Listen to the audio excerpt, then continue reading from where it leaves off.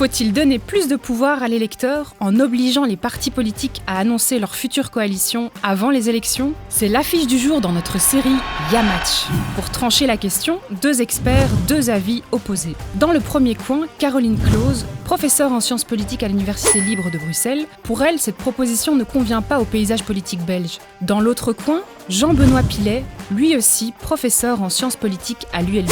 À ses yeux, cette mesure pourrait participer à réconcilier citoyens et politiques.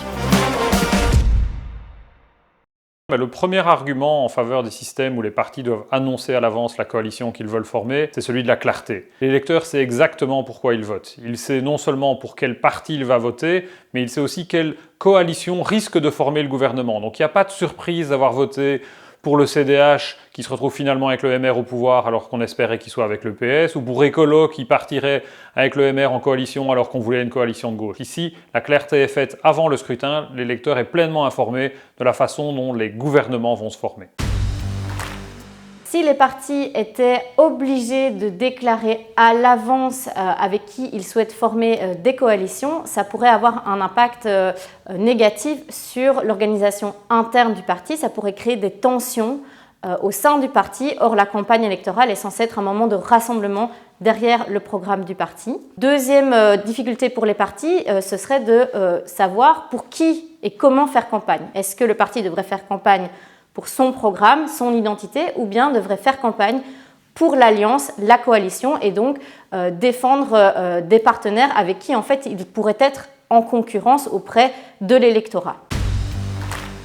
Le deuxième avantage de ce système, c'est que ça va raccourcir le temps nécessaire pour former un gouvernement. La Belgique a connu de longues périodes sans gouvernement, des centaines de jours, parfois plus d'une année pour former un gouvernement. Là, ce serait terminé. Les partis annoncent à l'avance quelle coalition ils vont former, on regarde le résultat des élections et la coalition qui arrive en tête forme le gouvernement. Dans l'immense majorité des cas, on a un gouvernement en déant les 10-15 jours dans les pays qui mettent ça en place. Ça va changer fortement par rapport à un système où il faut parfois 500 jours pour former un gouvernement comme c'est en Belgique.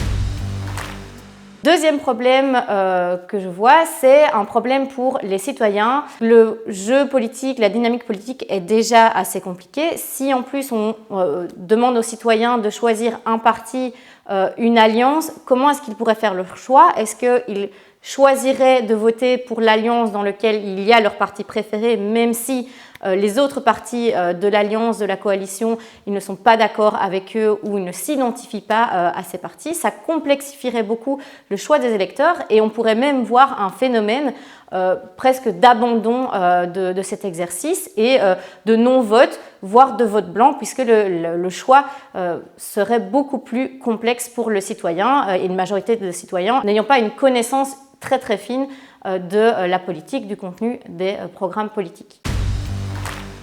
Troisième grand avantage, c'est que l'électeur comprend le lien entre son vote et les politiques qui sont menées au gouvernement. Ici, on vote parfois pour un parti qui a promis, par exemple, de ne pas augmenter l'âge de la pension, et puis le jeu des coalitions fait qu'il est obligé d'accepter d'augmenter l'âge de la pension, ça fait partie de la coalition. Ici, l'électeur saura dès le départ non seulement quelles sont les coalitions qui vont être formées, mais souvent elles ont négocié leur programme, et donc on sait exactement quelles politiques pourront être menées, il n'y a plus de surprises, ou beaucoup moins de surprises, et on n'a pas des partis qui doivent faire des concessions alors qu'ils avaient annoncé exactement l'inverse à l'électeur.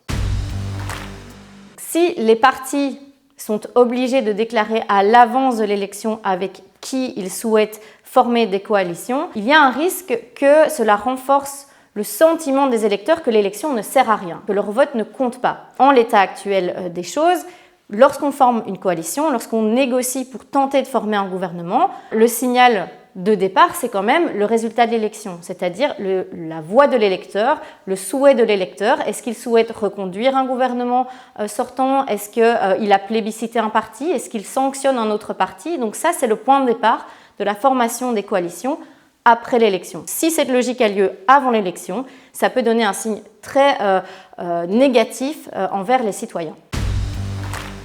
Le quatrième avantage, c'est que ces systèmes forcent les partis à s'unir. Et donc on ne va pas simplement avoir des coalitions, mais on va aussi avoir des partis qui vont créer des alliances structurelles et qui même parfois vont fusionner. Et donc dans les pays qui ont mis en place des systèmes de type majoritaire, avec des coalitions qui sont annoncées à l'avance, eh bien on a une réduction du nombre de partis et donc l'électeur ne se trouve pas face à 7, 8, 9 partis crédibles sur son bulletin de vote, mais 3 ou 4, et donc son choix est plus simple parce qu'il peut aisément s'informer sur toutes les options et pas être perdu face à des dizaines de partis qui sont sur son bulletin de vote et pour lesquels il devrait s'informer sur le programme.